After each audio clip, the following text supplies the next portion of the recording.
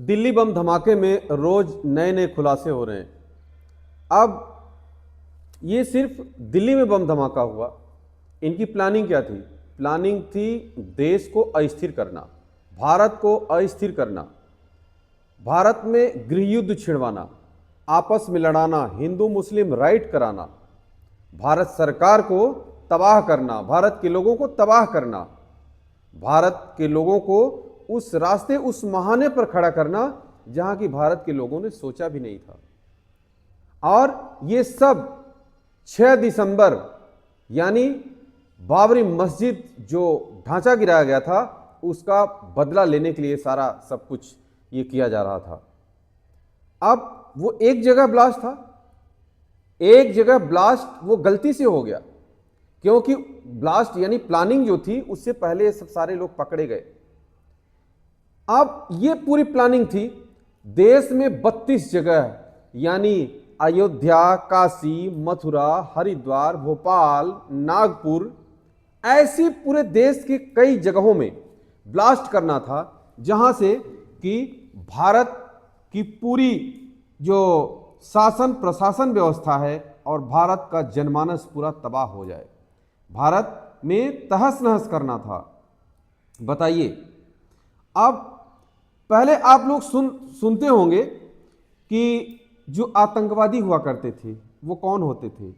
वो अनपढ़ लोग होते थे, वो जाहिल हुआ करते थे, जिनके पास समझदारी नहीं हुआ करती थी। हम लोग भी जम्मू कश्मीर में सेना की नौकरी करते हुए हमने देखा कि जो पकड़े जाते थे वो निहायत गरीब हुआ करते थे, उनके पास खाने के लिए नहीं हुआ करता था। उनको उनका माइंड वॉश करके और जो मौलवी और जो बड़े बड़े जो तंजीम वाले हैं उनको बहला फुसला करके, उनको बंदूक दे करके, उनको ट्रेनिंग दे करके और उनको दवाइयां दे करके उनको आतंकवाद करने के लिए यानी भारत की आम जनता और सैनिकों को मारने के लिए पाकिस्तान से इस पार पहाड़ियों के रास्ते भेज दिया करते थे। लेकिन आज हम देख रहे हैं उसके बाद क्या हुआ। उसके बाद ये हुआ कि चलो बढ़ई लोहार दर्जी, यानी जो खुफिया होते हैं, घर घर के खुफिया। बढ़ई क्या, बढ़ई के पास सब लोग आते हैं, लोहार के पास सब आते हैं, दर्जी के पास सब आते हैं। उसके बाद अब जो एक प्रचलन हो रहा है धीरे धीरे हो गया है कि डॉक्टर और इंजीनियर और प्रोफेसर पकड़े जा रहे हैं।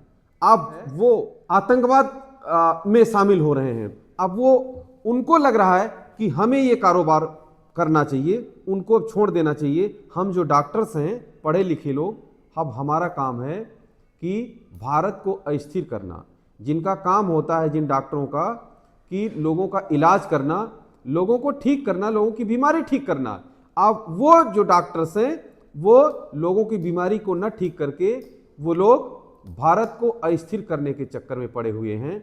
जो MBBS, MD, सर्जिकल स्पेशलिस्ट, तमाम ऐसे डॉक्टर्स जो कि जिनका काम है, जिसको कि भगवान का दूसरा रूप माना जाता है, वो भगवान का दूसरा रूप माने जाने वाले डॉक्टर्स अब इस देश में आतंकवाद का अड्डा बन रहे हैं, आतंकवाद का अड्डा बना रहे हैं, आतंकवाद करने की साजिश रच रहे हैं। अब बताइए, अगर यही आतंकवादी विचारधारा का व्यक्ति जहाज का पायलट बन जाएगा, वो क्या करेगा? वो तो पूरी जहाज को ले जाके डुबा देगा।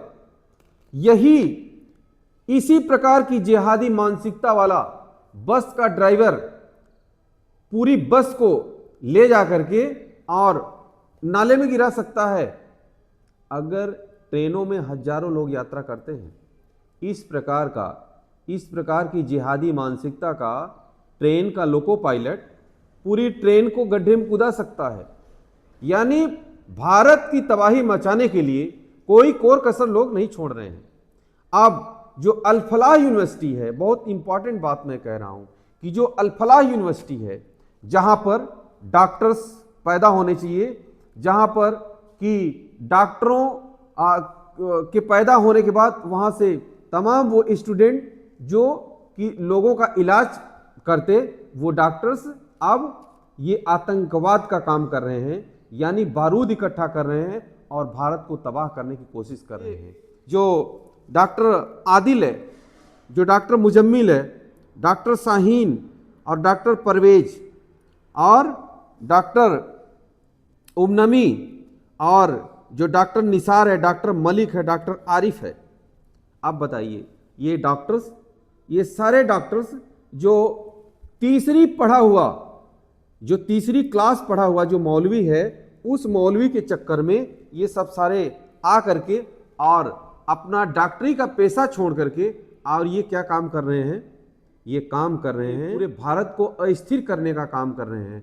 बताइए, जो अल फलाह यूनिवर्सिटी है उसके ऊपर कितना बड़ा सवालिया निशान है। ऐसी यूनिवर्सिटी को क्या सीज नहीं कर देना चाहिए? ऐसी यूनिवर्सिटी को क्या इसका जो रजिस्ट्रेशन है उसको समाप्त नहीं कर देना चाहिए? ऐसी यूनिवर्सिटी में चप्पे चप्पे पर जो पढ़ लिख रहे हैं उनकी भी और जो पढ़ लिख करके निकल गए उनकी भी पूरी जांच होनी चाहिए। हालांकि भारत की जो इन्वेस्टिगेशंस एजेंसी है, चाहे एनआईए है, चाहे आईबी है और चाहे दिल्ली पुलिस की स्पेशल सेल की टीम है, चाहे क्राइम ब्रांच है, ये सब सारी टीमें लगी हुई हैं, काम हो रहा है, दवाइयां हो रही हैं।